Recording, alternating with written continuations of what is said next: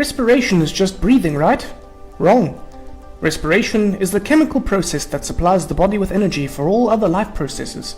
Growth and repair of cells, muscle contraction, protein synthesis, sending nerve impulses, absorbing molecules in active transport, to name just a few.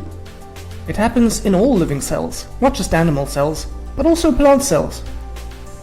There are two types of respiration: aerobic and anaerobic respiration.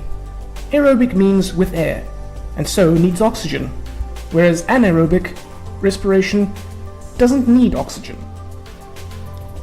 Let's start by looking at aerobic respiration.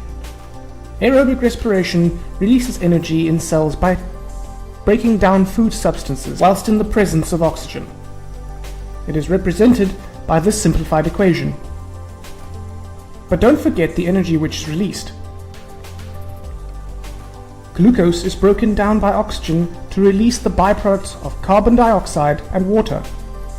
Energy is released, which is then used to make a special energy molecule called ATP. ATP is how energy is stored for later use by the body. Aerobic respiration happens all the time in all cells, usually in the mitochondria. Animals get the oxygen needed from the air through their ventilation systems. Plants get their oxygen from the air through the stomata.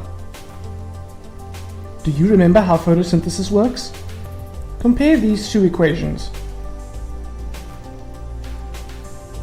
You can hopefully see that aerobic respiration works in the opposite way to photosynthesis.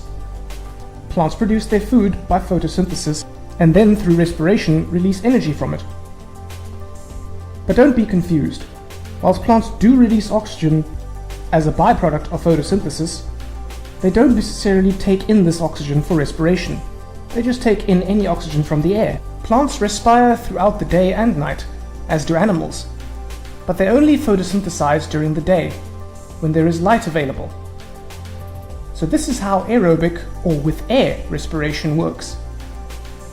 You just need to remember that glucose is broken down in the presence of oxygen to release carbon dioxide, water, and energy. In the next video, we will have a look at anaerobic